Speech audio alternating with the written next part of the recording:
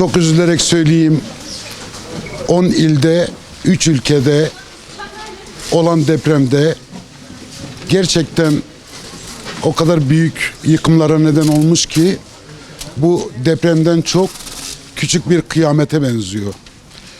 Bizler Batman Ticaret ve Sanayi Odası olarak bütün STK'larımızla ilk gün toplandık. Ne yapabiliriz diye hemen yardımlarımıza Batman özelinde bir kampanya başlattık. Hem nakdi hem ihtiyaç malzemeleri olarak. Özellikle İslahiye, Kırıkhan ve Hatay'a gittik. Yerinde gördük, çalışmaları yerinde gördük. Gerçekten inanılmaz üzücü. İnsanlar göçük altında. Allah bir daha ne ülkemize ne dünyaya bunu yaşatmasın. Ama şunu çok rahatlıkla söyleyebilirim.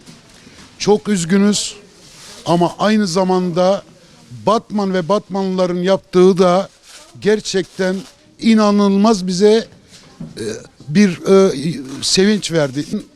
Gaziantep'te özellikle İslahiye'de koordinasyonun başında Batman valimiz Ekrem Bey var. Yanında vali yardımcımız İbrahim Bey var.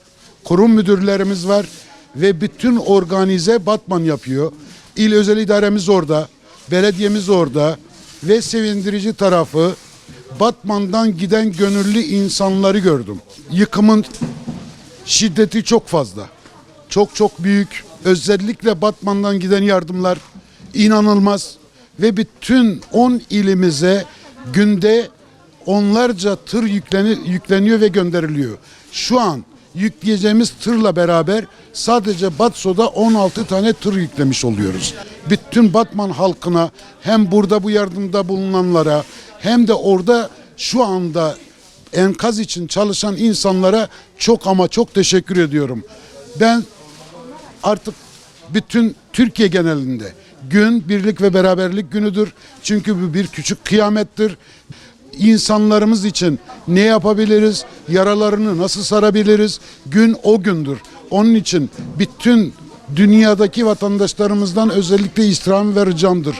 Eleştirileri daha sonraya bırakın. Şu anda hayırda yarışalım ve o insanların bizi ciddi manada ihtiyaçları var. Bugün olmasa ne zaman?